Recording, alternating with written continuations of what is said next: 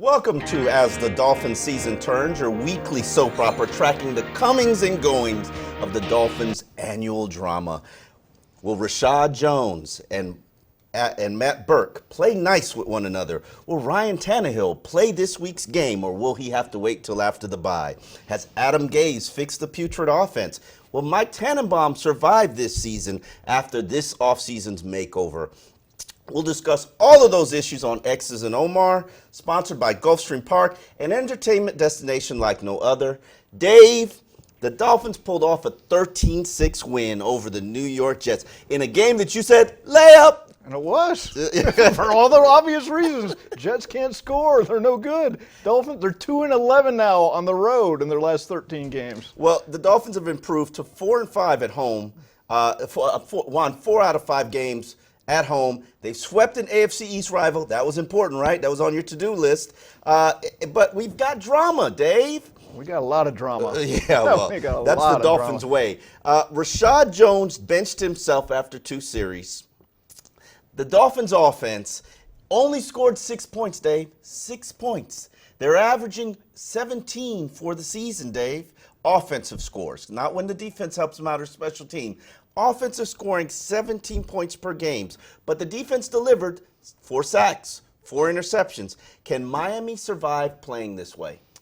Not against Aaron Rodgers. I mean, at some point you need more offense. The question is, where are they going to get it? And really the big question is, can they win on either side of the ball? Okay, consistently. They haven't been able to do it this year. Really, the one unit that's been good is special teams. They're basically third. Props to Darren Rizzi. Absolutely, absolutely. He's been a staple of consistency throughout his whole tenure here with the Dolphins. If only they can get their offense to deliver consistent performances. But they haven't. They're not going to.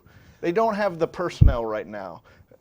I'm not sure they had it to begin with, but now they're going layers in with injuries. So, I mean, this is going to be a really tough game. On the road, we know offensive lines don't travel well, and now you're going on the road to Green Bay, and you're going to have to try to match Aaron Rodgers. Now, they played well against Aaron Rodgers the past couple of times, including the last time they were at Lambeau.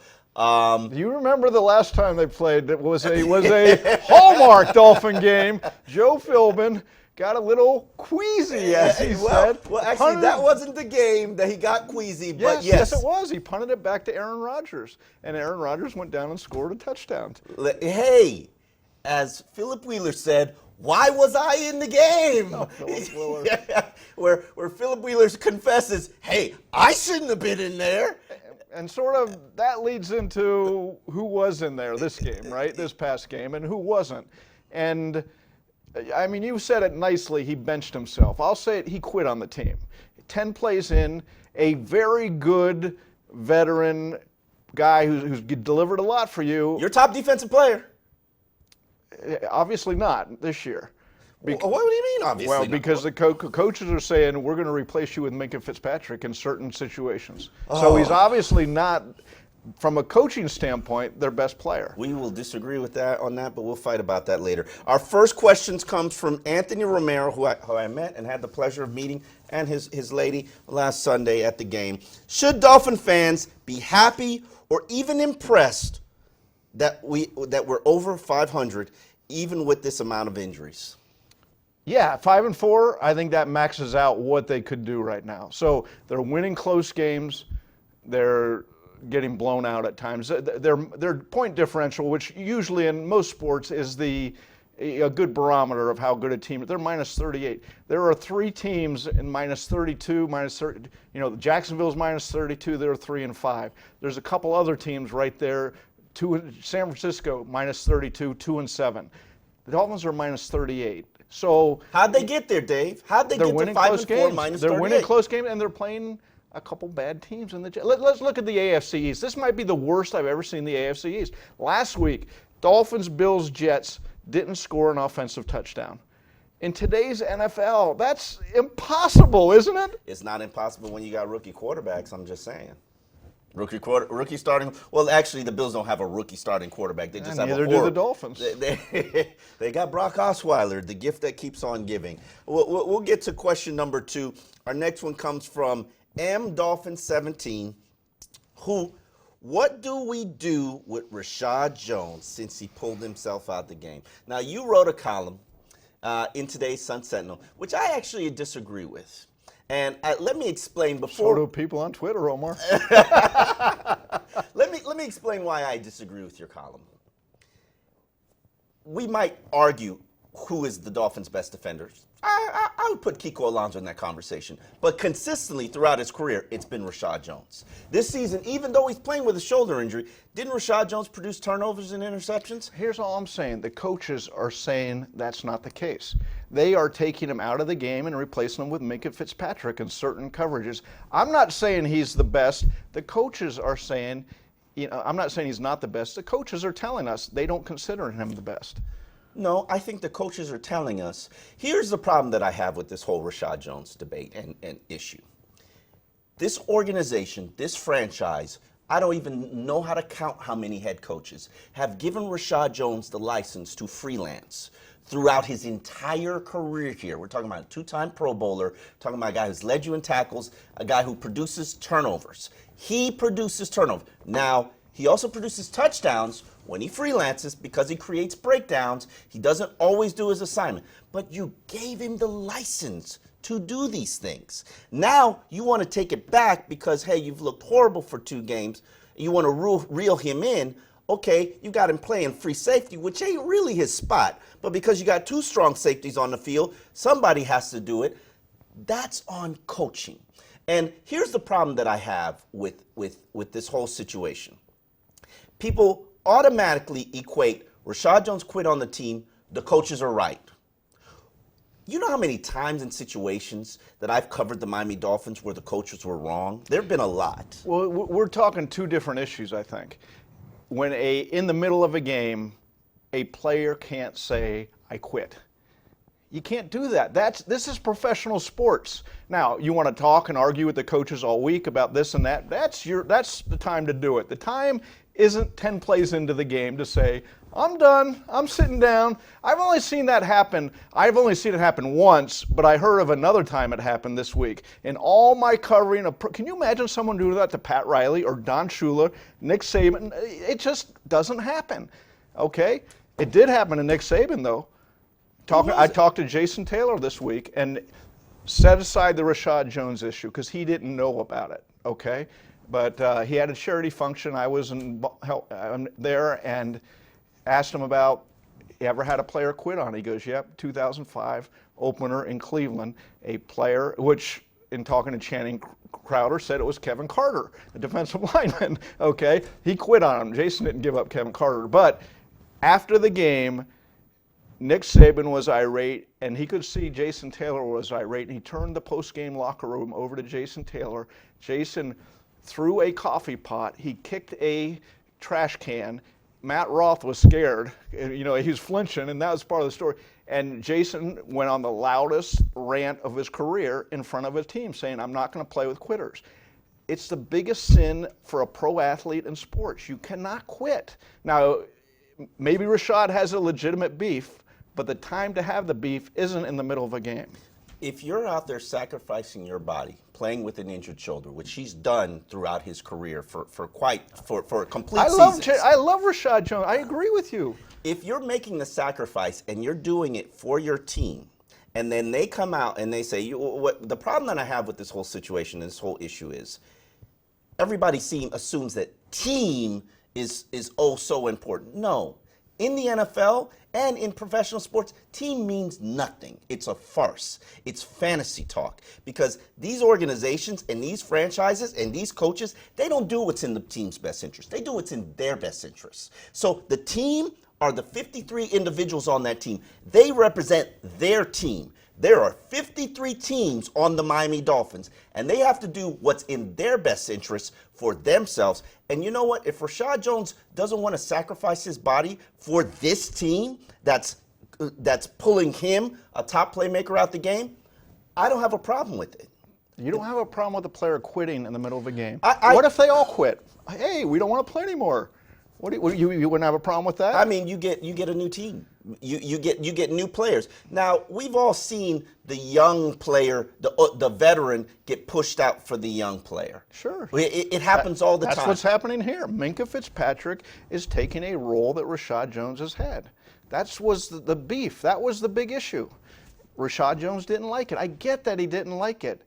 Again, the time to have the beef isn't 10 plays into a game. But what's supposed the coach didn't express to him or explain to him why they're doing that? The time to have the beef isn't 10 plays into a game. Exactly. And here's my problem. What's supposed the coach didn't express his intentions, didn't express his plans, wasn't honest about what was going to happen in the game. The time to have the beef isn't 10 plays into a game. Have it at halftime. Have it after the game. I agree. Not in the middle of a game. I agree. And that's where I think the problem with Adam Gase is. Right now, you know what's been bothering me for the last couple of weeks? When the defense is on the field, Adam Gase isn't even watching and paying attention. And that's fine. That's fine if you had a good performing defense, which for the previous 2 weeks you hadn't. You're on the sidelines and watching films and clips, and I get it. You're the play caller, you're the offensive coordinator, you're trying to figure out what Todd Bowles is doing to your defense. But you're not paying attention to your team. You can pretend that you don't know what's going on with Rashad Jones, and that was a pretend job because I saw your assistant head coach have an animated discussion with Rashad. I saw Cam Wake have an animated discussion with Rashad. I saw Kenny Stills have an animated discussion with Rashad. Everybody knew what was going on. What were they all saying? Like, bro, you can't quit on your team. And you can't quit on this team. And I get it. But when they start doing it to Cam Wake and they start doing it to Kenny Stills, then those players understand. They don't care in that moment, but start doing what? Start replacing them, benching them. You don't think Cam Wake had an issue with the fact he wasn't a starter in Adam Gase's first year? He handled it. And what did he do? He handled it professionally. He showed they need me on the field. They need me. Right, and you saw it, 2 sacks the other day. But I agree with what you're saying about Adam Gase in that when you have a coach who's coaching half the team, especially a new coach, that's a recipe for trouble. Look, what should have happened, and we can get, to me, the headline issue is he quit on the team. Now we're getting into communication. These are issues down here, but it's very important. Adam Gase should have talked to Rashad Jones. At halftime. And you know what? Let's back up. Last week, the coaches had this plan. It had to be in practice. It had to be put in place. Should have talked to him. Absolutely. Should have talked to him. But that's the secondary. But at halftime, Adam Gase and Matt Burke and Rashad Jones should have been pulled into an office together. 3 minutes. Why aren't you playing? You play, or we're going to have issues. Okay. To me, there's a lot of central issues to the Dolphins in this one Rashad Jones. Culture of the team. The head coach sets the culture of the team. What you mentioned, the head coach coaching one side, who he hires on the other side.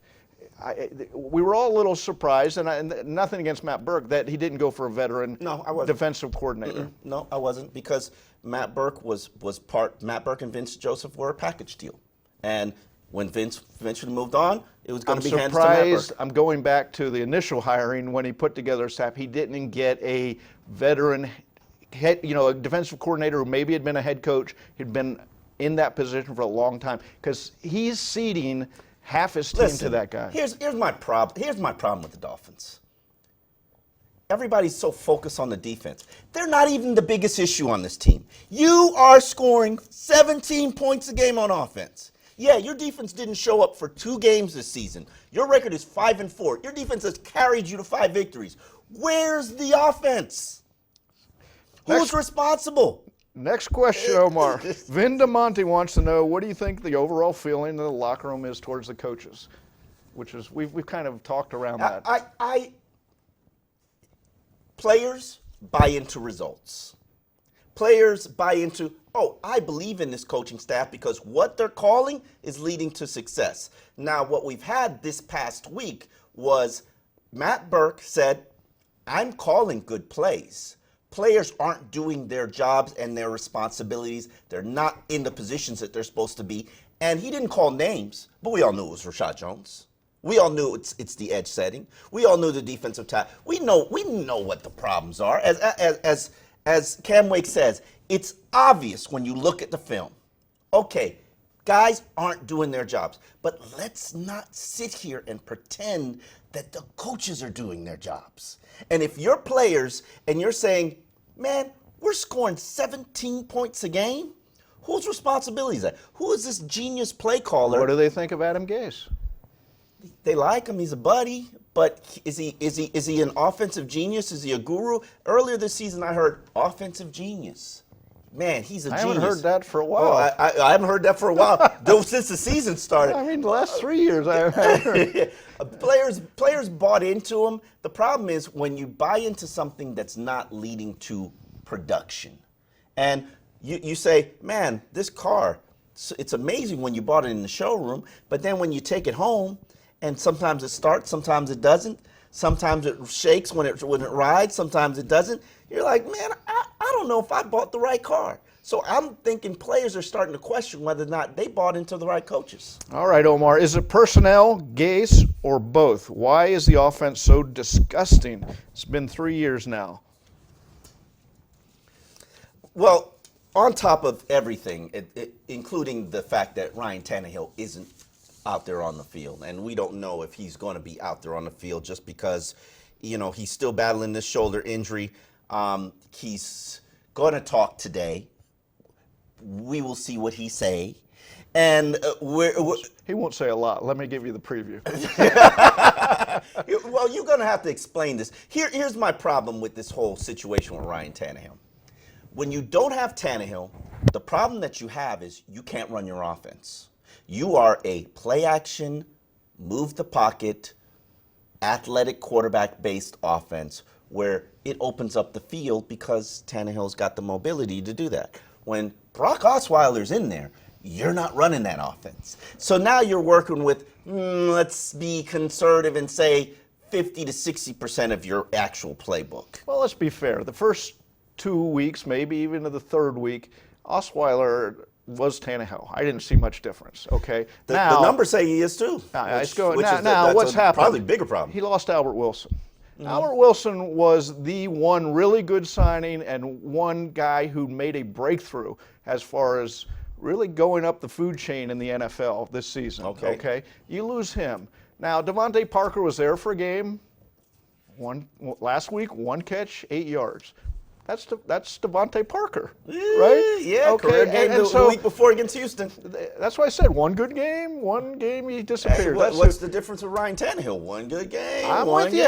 That's why I'm saying I agree. You'd rather have Tannehill. I'm not sure it's a major step back. Now, when you start adding up the losses, though, I don't know where they go to find their point. I don't know where they get points right now on offense. You can't run your play-action offense. I mean, you're running Frank Gore 20 times. We love Frank Gore. We admire Hall of Famer. Not 20 times a game, though. Not 20 times. Even it up. Kenyon Drake can be explosive. Not 20 times a game with Frank Gore. But I think we'll discuss that a little bit later. A lot of that is package-based, and people don't understand. And sometimes your plays have to change based on what the defense is showing you. If Todd Bowles said, I'm taking Kenyon Drake out this game, the one player who isn't going to beat me is Kenyon Drake, what do you want Adam Gase to do?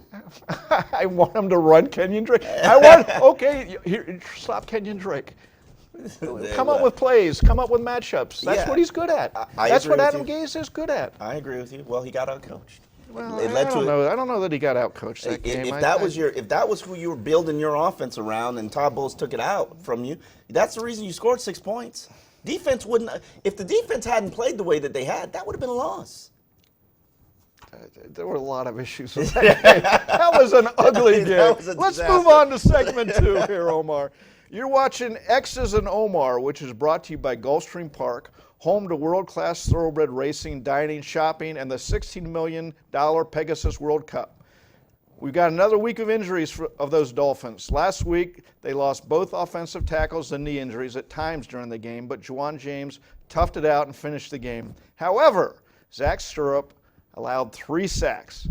Miami's defensive line seemingly got fixed by adding 2 veteran defensive tackles, considering they allowed 80 yards rushing against the Jets. Is there a similar solution to be made on the offensive line, Omar? At this point, It is what it is. With the offensive line, you know, Dolphin fans need to pray to their gods, to their football gods. Again.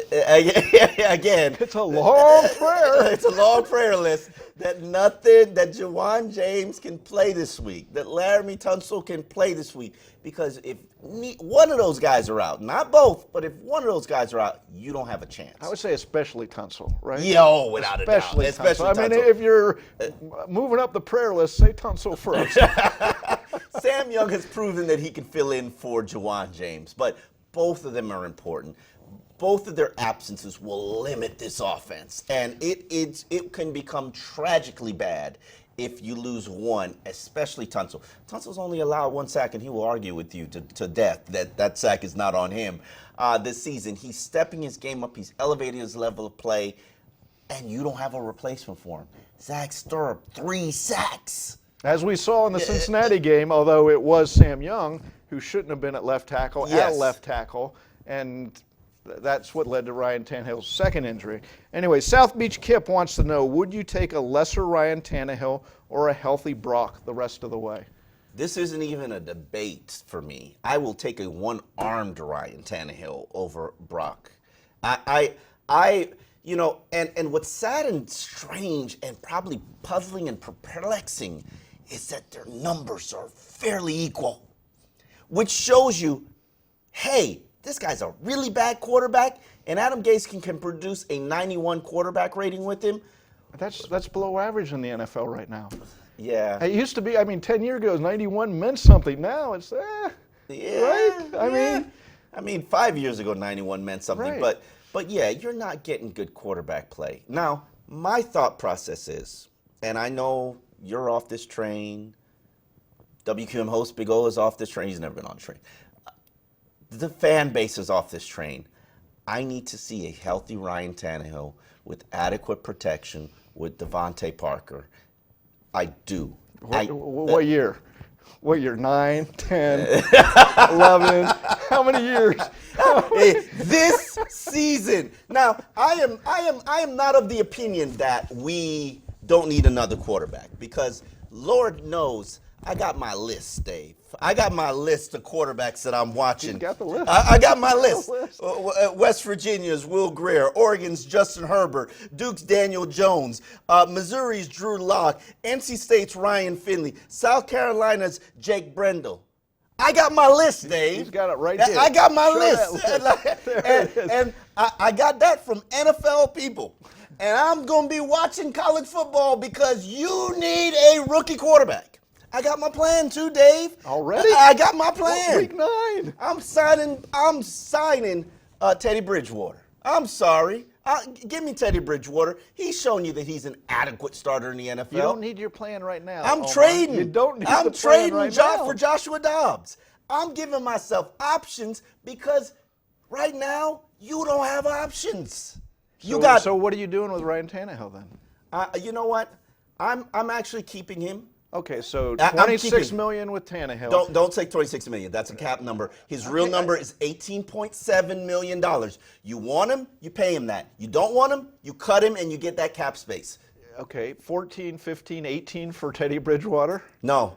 No? No. What, you think you're going to get him for less? Oh, absolutely. No question. He's about a $10 million. He's about $8 million. You think Jacksonville's looking there and we could use him? Jacksonville needs a young quarterback. They're going to go that route. There's a lot of teams that are going. Hey, okay, we're getting ahead of ourselves. We're way ahead of ourselves. Let's come back to now. I need to see Ryan Tannehill. Okay. I have to see Ryan Tannehill. I need to see him in Adam Gase's offense.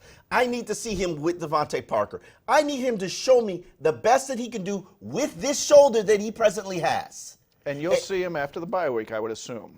Yes, no question. Okay. If we don't see him after the bye week, I'm done. Wow. Okay. David asks, why doesn't Kenyon Drake get to carry the ball? Feels like Gase is limiting him to third downs only, and we aren't getting the most out of him. Dude is a weapon, and we need to take advantage of him. He's right. Right now, Kenyon Drake is averaging 4.8 yards per carry. A lot of that is because of his big play production. He scored 5 touchdowns for this team. Gore right now is averaging 4.2 yards per carry. But what fans need to understand, what is the number one problem with the Miami Dolphins offense, Dave? Points. Okay. All right. What is the number 2 Let's get to problem? the fundamental. What is the number 2 problem Well, I with the know Miami the Dolphins? offensive line. You're No, gonna no, say no, that? no, no. Quarterback. I mean, I don't know. Third where down. They are horrendous on third downs. Okay. 29th in the 3 league. of 16, I believe, on Sunday in a victory. It's a disaster. How do you get better at third downs? You need to be in 3rd or 6th or less. Now, Adam Gase believes that Frank Gore is his best option to get himself into 3rd and 6. And the stats, the numbers show you that. Now, he's not saying that he's the best option to give you big plays or touchdowns. That's Kenyon Drake. But to keep the offense on schedule, which they've struggled to do, you need 3rd and 6. Frank Gore had one bad game last week, and that was because the Jets say, you're not going to run on us, no matter what. Now, They're ranked 17th in the league in rush defense. Well, I mean, they've got some issues, but you know Todd Bowles and you know a Casey Rogers-led team. You're not going to run on us. Like, that's the one thing you're not going to do. You could bomb us to death, but you're not going to run on us. And right now, I agree with Adam Gase's philosophy. I agree with this approach. Kenyon Drake needs to be the player that the offense is built around, but the running game is built on Frank Gore. And I know you're going to bring up his age, and I know you're going to... No, what I'm going to bring up is Kenyon Drake 3 carries. That's not the way to do it. And Frank Gore 20 carries. I get why he loves Frank Gore. Going back to San Francisco, everybody loves Frank Gore. He's not a 20 carries a Sunday guy. He's just not. I think you're debating the results. A lot of the times, who's in the game is okay, let me say it this way. I don't care how many he gets against Green Bay. I'm not, because I don't know the results. I don't want 20 carries for Frank Gore and 3 for Kenyon Drake. Okay. Now, but a lot of that is predicated on what the defense does when the players are on the field, or what package Adam Gase feels like he has to use. In that game, they were trying to run out the clock. So, yeah, Gore's going to get more of those carries because you're just trying to run out the clock. I mean, the whole game felt like they were trying to run out the clock. He had 15 carries through 3 quarters to 3 for Kenyon Drake. So, okay, you got 5 carries to run out the clock. It was still Did you rather those carries go to Kenyon Drake? I would like to see. Look, Kenyon Drake is one of the few dynamic players, a guy who can deliver chunk yards. Yes, so that's correct. You got to get him the ball more. That's all I'm saying. Now, how? Is it passing? Is it running? What's more of a priority to you, chunk yards or third down efficiency? A good offense has got to do it all, right? You got to do both. But you got to pick one. That's the situation that Adam Gase is sitting in. He has, in his mind, I think he views, I have more of an opportunity to get more big plays if I can get more efficiency on more plays by being effective on third downs. Okay, and Sunday, I understand. It was a 2-1 pitching game in baseball. You knew you get a field goal, that might win it for you, right? So, okay, I'm just saying, moving on, Kenyon Drake needs the ball more. Frank Gore needs it less. Okay. Jay asks, what are your thoughts on Jerome Baker so far, or even the whole draft class this year? I would say Jerome Baker has been the one pleasant surprise to me on this team. I felt like when I watched his college film at Ohio State, I thought Raekwon McMillan carried him. I thought Raekwon McMillan was the guy who was telling the young player, the young linebacker, what to do, and he was just using his athleticism to get there and get it done. What I'm learning is Jerome Baker is a far superior athlete to Raekwon McMillan, and now his football IQ has been elevated to the point where I got to believe that they're doing a great job coaching that young linebacker because he's playing quite well. 51 tackles, 2 sacks, one interception. Really won that game for them against the Jets. But in terms of the class, I'm not pleased. I'm not. Yeah, Minka Fitzpatrick, 50 tackles, 1 interception, good production, good player. Good. Do you need to get him on the field more? Absolutely. Not more than last Sunday. 98% of the time. Listen, even Fitzpatrick was like, yeah, that was a lot. He said he had a headache afterwards because he's playing all positions. Yeah, he was like, yeah, that's a little bit too much. Don't go from underplaying him to overplaying him. And I think that's. But, I mean, there are other factors that figured into that Sunday. The fact that Rashad Jones said that wasn't going back in the game, that kind of contributed to it. But Mike Gesicki, that whole tight end situation, I said from the beginning, not buying it. Not the right player. 16 receptions, 146 yards. You did because you said he wasn't physical enough. He's not physical. He's not a tight end. And yeah, you could teach him how to block, but we're talking now a 2-year project. You know, when a Nick O'Leary comes in off the street and immediately becomes a starter and immediately becomes a factor player, and he's a very limited player, what does it tell you about Mike Gesicki? Now, I'm not saying that he won't eventually pan out, but some guys are basketball players pretending to be football players. I mean, Jimmy Graham fits into that category, but for those who don't know, Jimmy Graham was probably the most physical basketball player I'd ever seen. Yeah. So it made sense. I'm not sure that Mike Gesicki will ever get the physical part of football.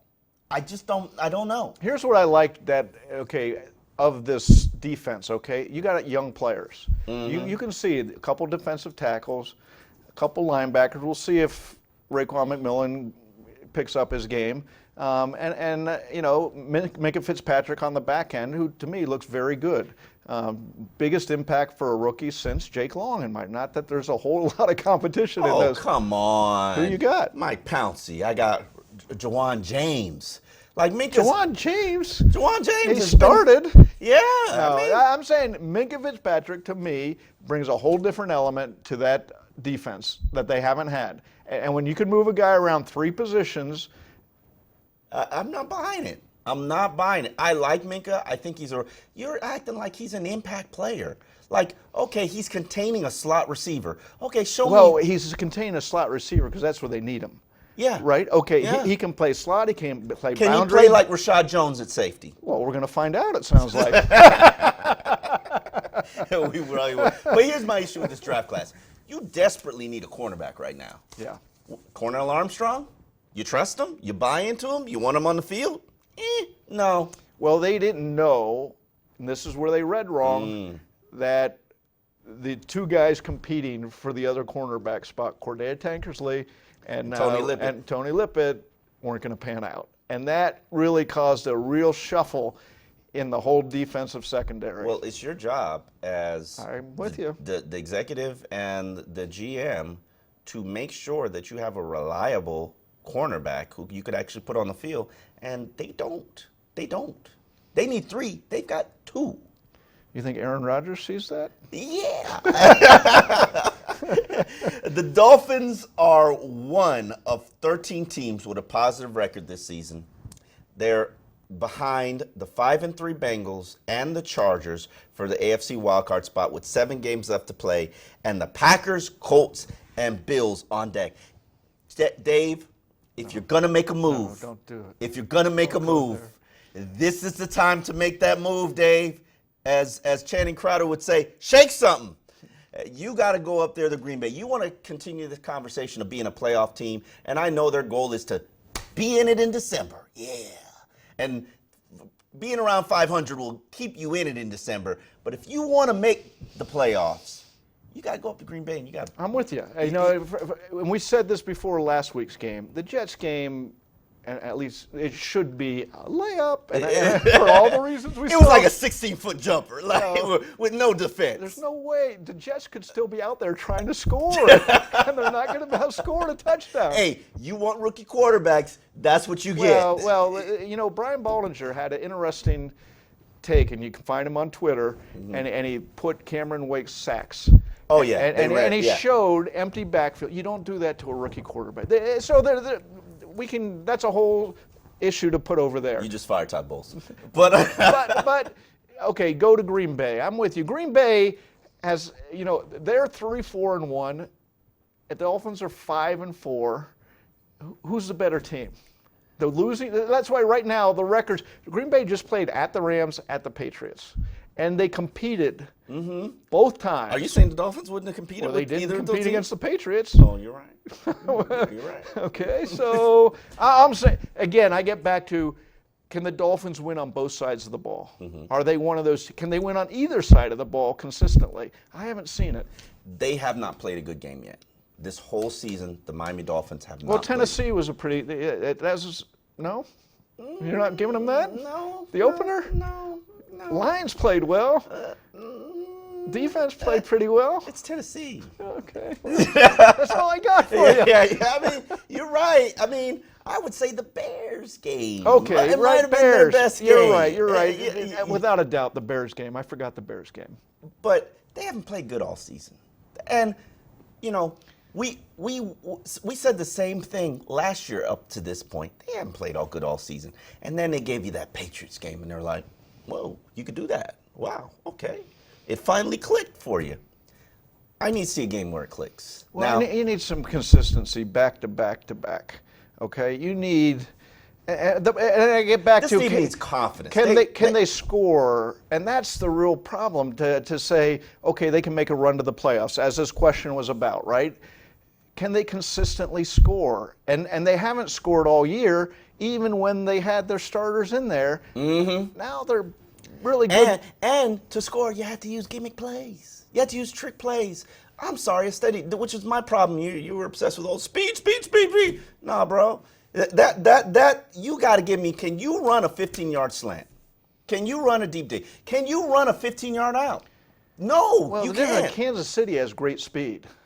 They have great speed on their team. They Kansas also City have is a phenomenally coached a team. great quarterback to get it. So and a great system. So yes, I think the Dolphins' plan was speed, and you see it on defense. We talk about Jerome Baker. What's his element? Speed. Mm-hmm. Okay, and Gets pushed around too. and what they had it on offense, and they lost a lot of it with Albert Wilson when he went out. This is going to have to be a phenomenally coached game against Joe Philbin, by the way, who wants to put his foot in the you-know-what of the Miami Dolphins. That doesn't matter what Joe Philbin wants to do, really. Can we agree on that? It does. When they put up a 40-point offensive explosion and then hold up the ball and hand it to Joe Philbin at the end of the game, you'll know it mattered. You're going down that rabbit hole right now. Please don't go there, Omar. All right. Our next question comes from Bryant Reek, who asks, why do we give Tannehill a pass for a busted O-line and the roster and not Gase? Put Gase on the team with the Green Bay Packers with a worse record than Miami. Are the Packers better? Is he saying if you put Gase on coaching the Packers, Give Gase Aaron Rodgers. Yeah. everybody's better with Aaron Rodgers, right? I mean, yeah, I think, look, I'm critical of some of the things as head coach Gase, what he's done as far as seeing the big picture. But drawing up plays, finding matchups, that's what he does really well. Okay, and we can get into why hasn't the offense produced, but you give him Aaron Rodgers and some of that offensive talent, not great offensive talent, but decent, he's going to be better, yeah. Well, here's my thing. I don't think, yes, we give Tannehill benefit of the doubt because whatever excuses we've used over the years, and it'll be the offensive line injuries this year, it'll be the fact that he doesn't have a tight end this year. I was there, Omar, for 5 years. 5 years, I was there. I mean, I agree. Adam Gase deserves what he's making magic happen with Brock Osweiler. That's a bad quarterback. A lot of teams have said, that's a bad quarterback. And I'm watching the film, and I'm like, man, this guy's limited in terms of what you can do with him. Yeah, don't let the quarterback rating fool you. He's a limited quarterback in terms of what he can do. And so the fact that Adam Gase has him playing at an efficient level to the point where they can actually win, that's going to be helpful. Laramie Tunsil, Juwan James, both practicing today. Hopefully they can stay healthy and get to the game. That's going to be helpful for this team. What I need to see is Adam Gase put his team in position to score 24 points the rest of the way. I'm not talking about average 24 points. That's not going to happen, Omar. I mean, come on. Hey. Come on. It's his job, isn't it? Have they got 24 points this year so far? Yeah. They need a little defensive No, I'm saying specialties. average. I mean, you want average 24 points. I'm giving you a fresh start. Well, actually, you know what? Let me begin this journey when Ryan Tannehill comes back. Okay. After he's still not throwing this week. We're not going to hold him till after the bye week. Yeah, 24 points. I'm not going to hold you to that standard till after the bye week. But from that bye week stretch on, I need 24 points to believe that you are this offensive guru that you claim to be. Like, and 24 points will just be slightly above average in the NFL right now. That's not a high water mark. No, I just want average. I just want an average offense. Don't you just want an average offense? After watching the Jets and Dolphins on Sunday, I went home and watched the Patriots. And after the first drive, 10 plays in under 3 minutes, and I think my eyes popped out that, oh my God, that's what an offense looks like. I was watching that game too, and Aaron Rodgers, man, that poise in that pocket and just evading and moving around and like, oh, receiver's open.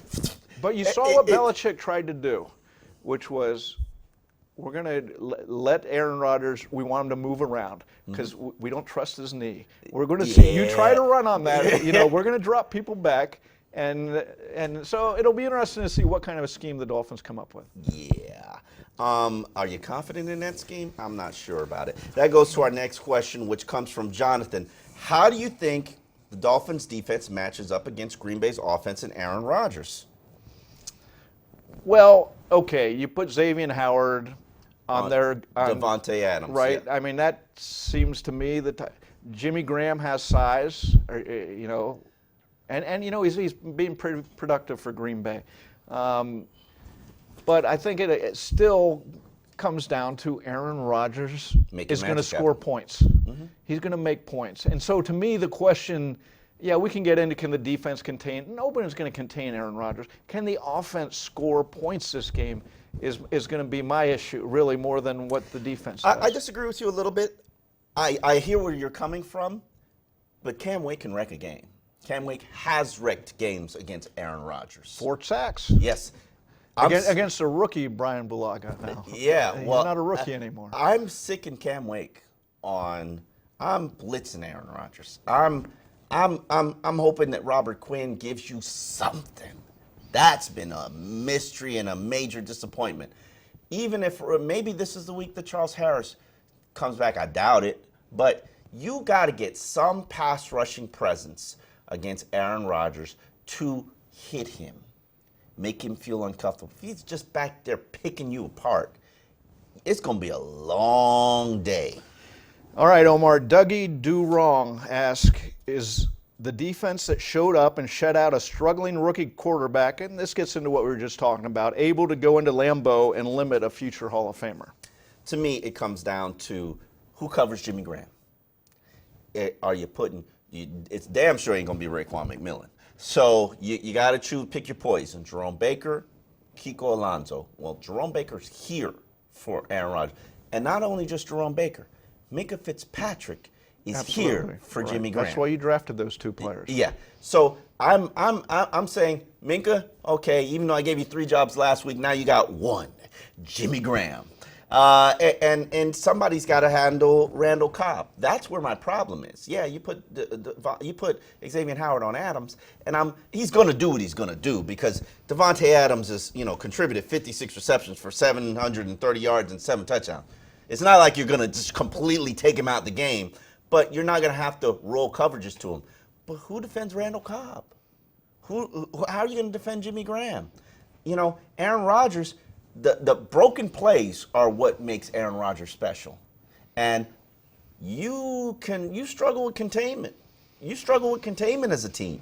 We talk about Rodgers and Tom Brady. Last Sunday, put on a show. Brady picked apart the Dolphins this season already. And Rodgers is going to put his points up. Mm-hmm. Okay? Again, to me, Omar, can this offense do enough to match what Rodgers is going to do? That's my question. 24 points. That's the magic number for me. All right. Our final question comes from William Hart, who asks, which defensive back will Aaron Rodgers specifically target? Man, that's a good question, and I got to feel sorry for Torrey McTyer, or whether it's Cornell or Armstrong. If they get on the field.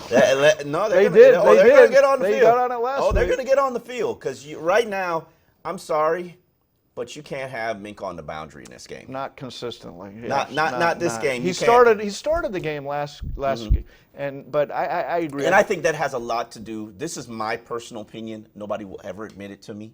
Nobody will ever say it. That has a lot to do with the fact that Bobby McCain is not healthy right now. Yes, I agree. I agree completely. And you got to limit Bobby's snaps. You can't ask Bobby to play 60 snaps a game. So you got to limit his snaps, mink on the boundary a little bit, Bobby. But right now, you need one cornerback to step up. Just one. And it's not like, as with Sam Darnold, a rookie quarterback, you could try to hide things from him, mix things up. Aaron Rodgers has seen everything. He knows who he's looking for. And he's going to come, okay, who's that other boundary cornerback? Yeah, where is Torrey McTyer? Where is he? And go after him. That's what good quarterbacks do. The problem is, can you play zone against Aaron Rodgers? And has this defense played zone well? Excuse me, they've seemed to have played better man-to-man. Yeah, they beat the Jets up in a little bit of zone. Yes, again.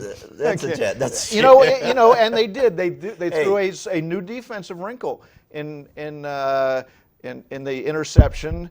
Return for a touchdown. That was a new wrinkle that Sam Darnold hadn't seen before. But again, Aaron Rodgers, he's seen a lot of football. He's not going to be fooled like that. Who you got, Omar? Who's your team this weekend? I am going to pick Green Bay, even though I know this is a game that they need. They need a game that gives them confidence. You know what Green Bay needs this game too that's the bad thing for the Dolphins. They're coming up against a desperate Green Bay team. I think the only way that you can beat Green Bay is you have to hurt Aaron Rodgers. And you mean physically? Yes.